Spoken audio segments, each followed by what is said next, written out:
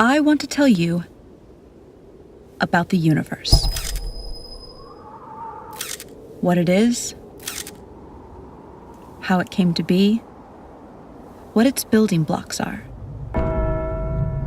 I want to tell you how the future creates the past, which then creates the future. But first, I want to tell you about crystals. You might be surprised to know that a crystal isn't an expensive piece of glass or a chandelier in some fancy dining room. The word crystal simply means a pattern that is periodic. Look at this checkerboard pattern. See how it continues to spread out infinitely in each direction? That means it's a periodic pattern. So that's a two-dimensional crystal. This is another two-dimensional crystal. And this is another. You can also have three-dimensional crystals. By the way, this 3D glass is called crystal because its atoms are actually arranged in a crystalline pattern.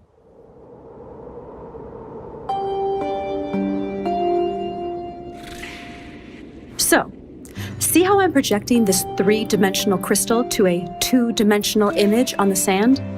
See how the 2D projection looks distorted because of the angle of the projection? That 2D image also has a pattern, but it isn't periodic. So, it's not a crystal. But there's a deep connection between the 2D object on the sand and the 3D mother crystal.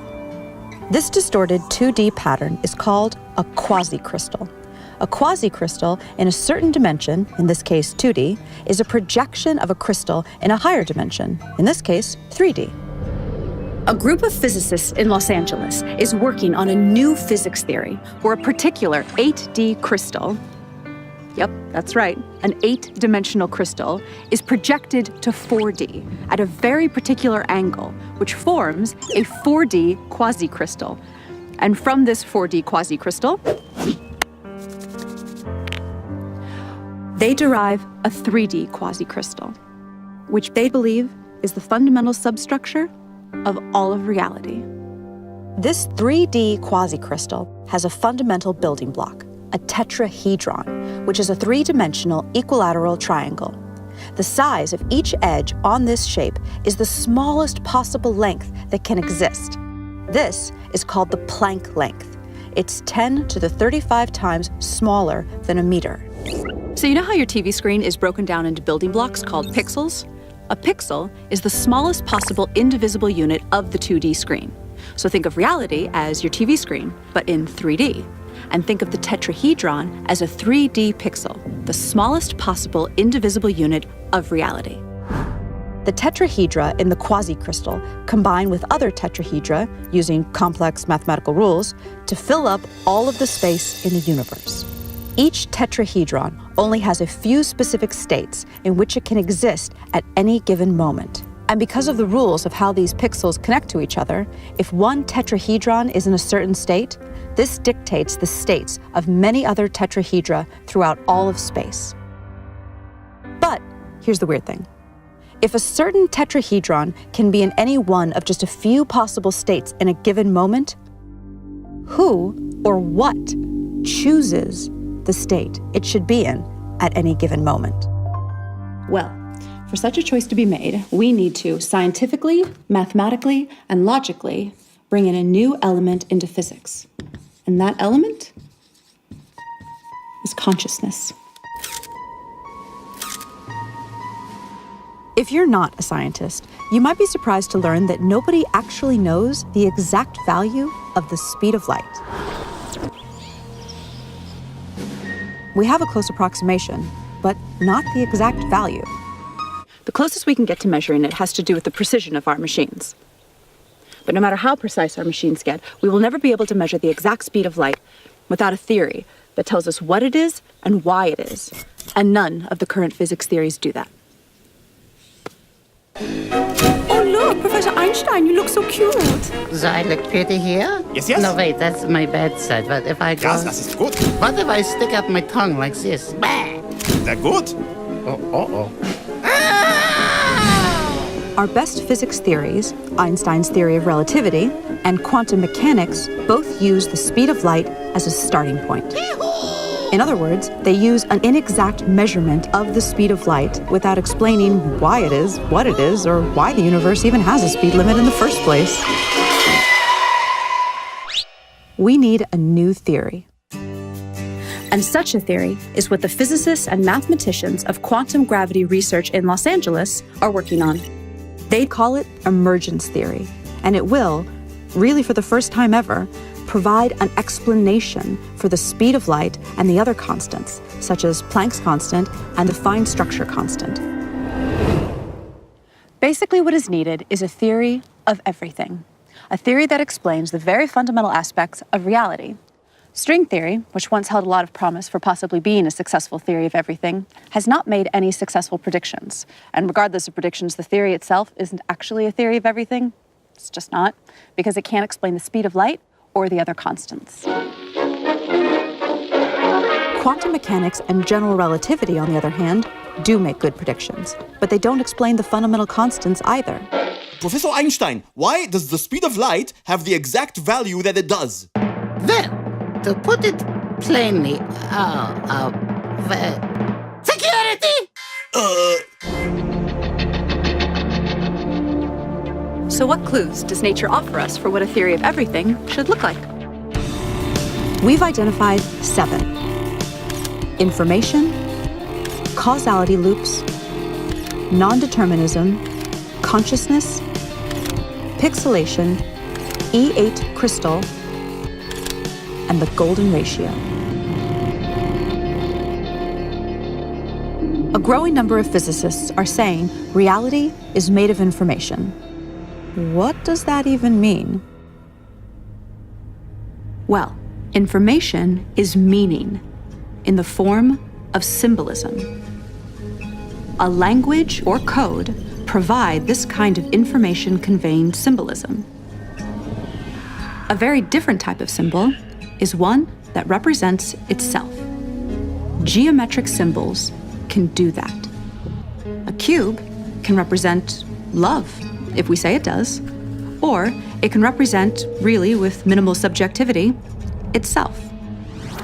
Could there be a language or code made out of geometry? What type of information would such a language express? Quantum physics theory and classical physics indicate that reality is made of information, and there is no evidence that reality is made of anything other than information. Many physicists agree with this, and many don't. But those that don't agree that reality is made of information have no explanation for what reality is, if it's not information. Gentlemen? Reality is made of information. Nope. Yes, it is made of information. No. Okay, so what is it made of if not information? Energy. Energy is information. That's stupid. Energy is the potential for a particle to change its position. Potential is information. Energy is information. No. It's information. Then what is it? Not information. Then what is it? Not information.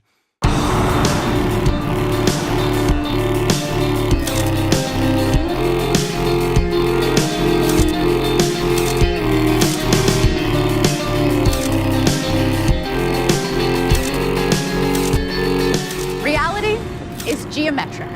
A geometric language in the form of geometric symbolism, the type of symbols that represent themselves, might explain how a geometric reality can be made of pure information. Information implies meaning. But what is meaning? Meaning is a comparison. That's what we do. But we do it so fast, we don't realize we're doing it. We look at something and we match it to something from our database. We say, that is a crosswalk. That is a building, not a crosswalk. That is a window, not a building. So meaning is the perception of something relative to something else. So therefore, meaning is subjective and requires choice. Can we get some dramatic music here? Because meaning is subjective, for it to even exist, it needs to be perceived or measured by some form of consciousness. Einstein showed how the past and the future exist simultaneously in one geometric object. So all time exists all the time. Let me say that again. All time exists all the time. I know that sounds kind of weird and unintuitive, but we have to kind of suspend our common sense.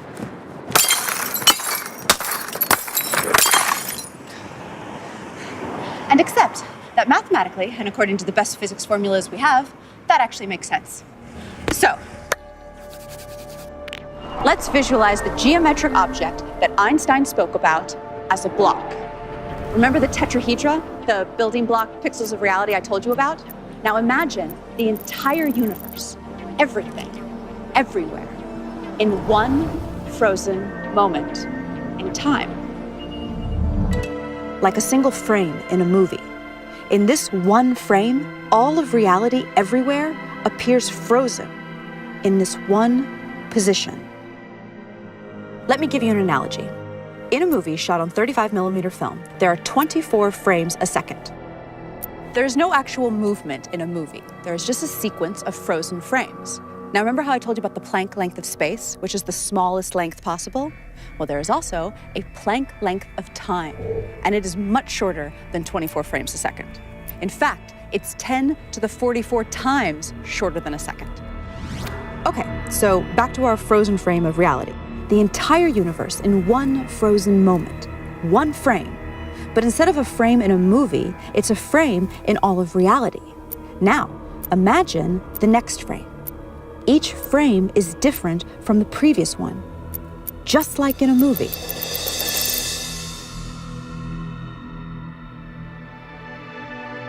See how all frames exist in Einstein's space-time all at once? Okay, now here's where things get really, really weird. We assume that the past influences the future. That's how we appear to experience reality. But when you look at this block, why would one side be the past and one side be the future? Why go left to right and not right to left? Why can't the future influence the past? Take away the names past and future if that helps you think of this concept. So what if the past influences the future and the future influences the past in an endless feedback loop? So then, the question is, which part of the past is influencing which part of the future and vice versa? And the answer is, all time is affecting all time, all the time. Hi, I need a drink.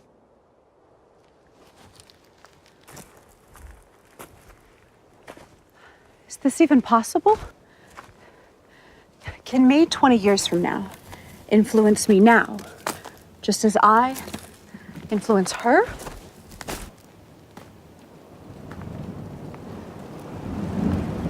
So can me 5 minutes from now influence me 10 minutes ago, just as me 10 minutes ago influences me as a baby, just as me as a baby influences me on my deathbed? This is too weird to even grasp. But everything we know says this is the way it is. Am I stoned? Okay, so if every moment is co-creating every other moment, both forward and backward in time, then reality would be this massive neural network spanning space and time. This type of network would have one even way stranger quality than anything we've talked about so far. It would be its own creator.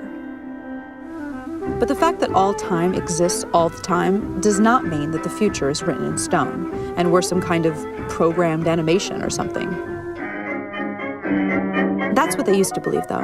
Years ago, it was popular to believe in the somewhat bummer idea of reality being a deterministic program playing itself out. Light is scattered by electrons and is bounced off electrons. The famous double-slit experiment ruled out determinism. Look it up if you've never heard of it. It's wild and is one of the cornerstones of modern physics. But for now, take my word for it. It ruled out determinism and ushered in a new era of non-determinism, or basically, free will. So, how does free will work? One of the most surprising discoveries of quantum physics is that reality only exists when it is observed. That literally, particles do not exist until they are observed. Famous physicist John Wheeler, he's the guy who came up with the term black hole, says that reality is made of information, which is created by observation. The observation must be made, he says, by something conscious. And Nobel Prize winner Frank Wilczek said that quantum theory is contentious and obscure, and that it will remain that way until someone constructs, within the formalism of quantum mechanics, an observer, a model entity whose states correspond to a recognizable caricature of conscious awareness. An entity, an observer. So Frank Wilczek is basically talking about an entity, not necessarily a human being or an animal, that is capable of generating information by observing and measuring. But what would that conscious entity be? Well, we definitely know that consciousness exists in the universe. I mean, at least in us humans, right? I mean, I'm conscious, you're conscious, he's conscious, I think. I'm conscious. I'm conscious.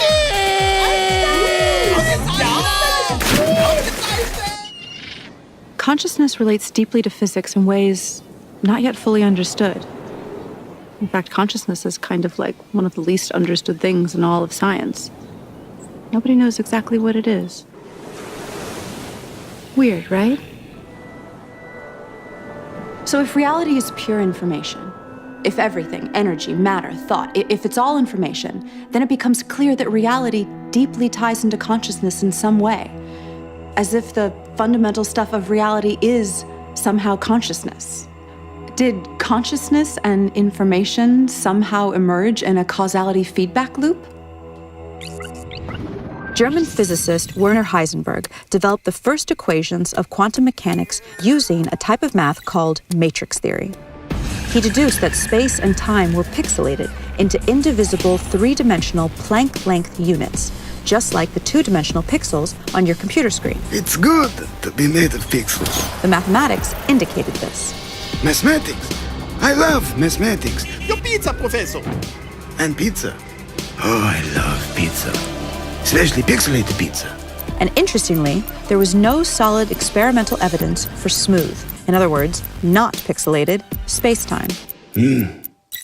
Pizza. Not pixelated. Not pixelated. Pixelated. We are not pixelated. Not pixelated. Yes, you are, morons. Your mother is pixelated. This is smooth. There is no evidence of that. And the mathematics show it is pixelated, so it must be pixelated. Oh, that's interesting. Bullshit. It must be pixelated. Bullshit, bullshit, bullshit, bullshit. On the other hand, most scientists agree that a length can be no shorter than the Planck length, which suggests reality is pixelated. There is no length shorter than the Planck length. That means reality is pixelated. I'm not pixelated. I'm not. Dude, you're kind of being a little like one of those people who deny evolution because they can't handle the fact their ancestors were monkeys. Are you a monkey? Huh? Are you a little monkey? We believe that until a quantum gravity theory of pixelated spacetime is discovered, the issue will remain confusing for everyone. What type of geometric code would describe a pixelated reality?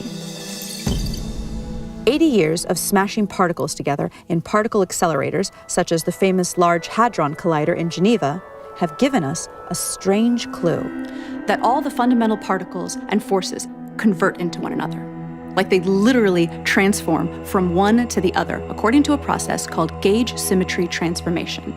And all of these conversions correspond to a shape. And not just any shape, an 8-dimensional shape. Now this shape forms a crystal. Now remember, crystals are periodic patterns of a certain shape, like that checkerboard is a 2D crystal made up of squares. So this crystal is of a particular 8-dimensional shape, and this crystal is known as the E8 lattice.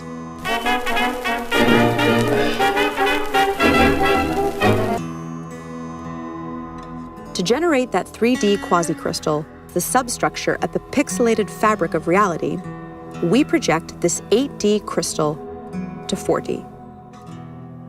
And then we convert that to 3D. Now, just like the basic cell shape of the 3D cubic lattice is the cube, the cell shape of the E8 lattice is an 8D shape with 240 vertices. We call it the Gaussian polytope. When the Gaussian polytope is projected to 4D, it becomes two identical shapes of different sizes. The ratio of their sizes is a unique number, 0.618, also known as the golden ratio.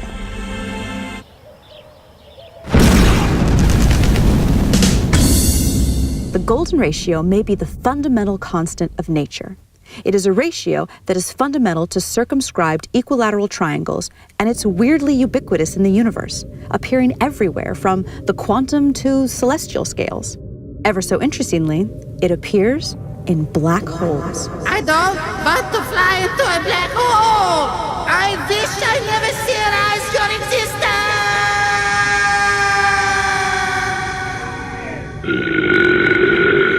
Okay, let's get serious for a second. Here are 3 quick facts for you science heads.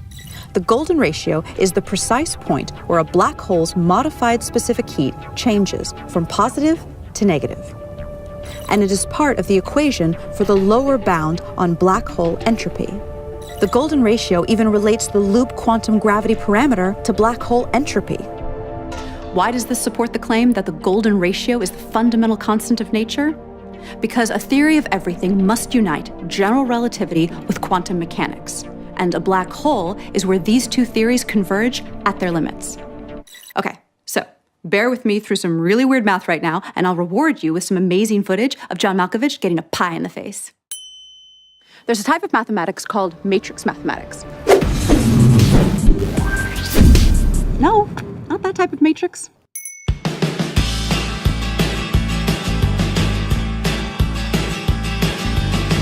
Matrix math is the type of math that quantum physics uses in its formulas. Without getting too technical, this is an example of a matrix. A matrix is just a group of numbers that are arranged in columns and rows. And there's a certain amount of combinations for these numbers inside the matrix. Like if a matrix has 4 numbers inside it, there are 24 different possible combinations for those 4 numbers. Quantum mechanics uses matrices that are binary, so they only contain various combinations of 2 numbers. Each of these combinations of numbers has a value. It's called an eigenvalue. Some eigenvalues are called trivial.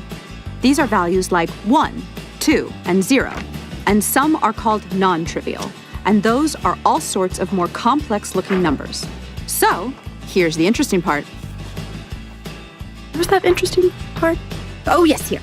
The highest probability non-trivial eigenvalues that show up in binary matrices are, ready for this, the golden ratio and -1 over the golden ratio.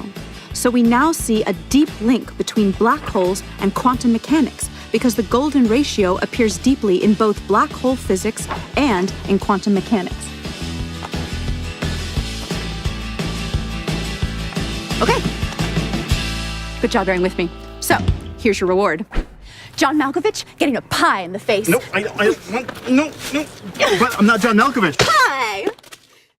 The golden ratio appears to startling accuracies in many other ways throughout the universe in scales both large and small. It is so prevalent that its existence simply cannot be looked at as coincidental. In the past, the appearance of this ratio has usually been ignored by scientists because they had no way to explain it. So interest in it was considered the stuff of amateur scientists. But now, for the first time, a rigorous quantum gravity theory is being developed, which predicts the golden ratio's existence, literally, everywhere.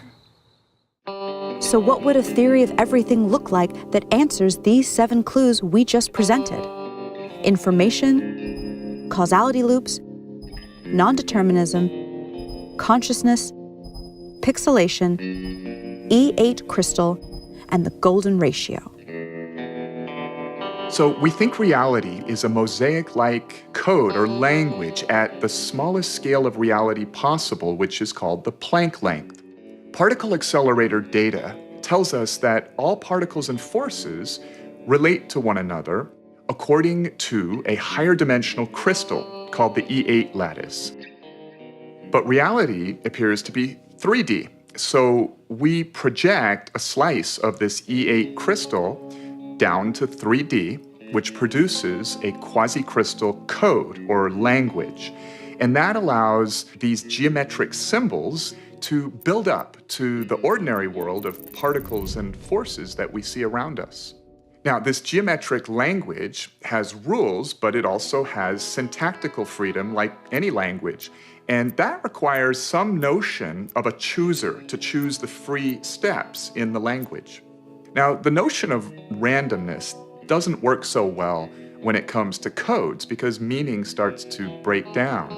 Besides, there's no decent experimental evidence for randomness in nature in the first place. A universal collective consciousness is one answer, but that sounds New Age and religious.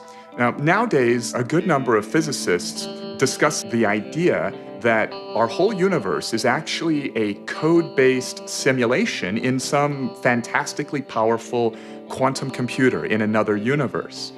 Now, if true, then by the same logic, that other universe, where the computer running the simulation of our universe is, would also supposedly be a simulation in another universe. So the idea is a little shaky, but it's being discussed seriously by a lot of credible people. But it turns out that a universal collective-like consciousness of some sort may be physically inevitable. Now, we don't need to anthropomorphize this idea or make it religious or spiritual. To follow why, let us start with the idea of the collective behavior of cells in your body, each a single-celled microbe living its life. A long time ago, only this sort of cellular life form existed here on Earth. These little guys were not too smart, but they did choose what direction to swim and could chase nutrients, reproduce, and run from dangerous things. They made choices with their very simple systems of environmental awareness and desire to survive. Then they self-organized into colonies that were smarter as a group and had more environmental awareness than the individuals. Eventually, animals such as humans emerged. Sophisticated forms of awareness and consciousness now float on an ocean of 37 trillion living cells, self-organized as a human being. It is specifically the laws of physics that caused electrons and quarks to self-organize into 81 stable atoms, and from there, into human consciousness. And physics places no upper limit on the amount of energy and matter that can self-organize into conscious systems. Physics allows the possibility of all the energy in the universe to eventually convert into a single conscious system that is itself a network of other conscious systems, a massive, technologically based collective consciousness. Given enough time, anything that can happen will eventually happen. By this axiom, this system of universal consciousness has already emerged somewhere in the frames of space-time ahead of us. Because it is possible, it is inevitable. In fact, according to the evidence of retrocausality time loops, that inevitable future is co-creating us right now, just as we are co-creating it. When humanity discovers the theory of everything, it will usher in a new age of prosperity. For example, clean, cheap energy, leading to the eventual elimination of poverty. As a nonprofit, Quantum Gravity Research relies on crowdfunding to support our scientific progress. Even a $5 donation is meaningful and moves this mission forward. To participate in the adventure, visit quantumgravityresearch.org and click on Support Our Work. And please spread the word by sharing and posting this video and follow the journey on Facebook, Twitter, and Instagram. Visit quantumgravityresearch.org to get more information.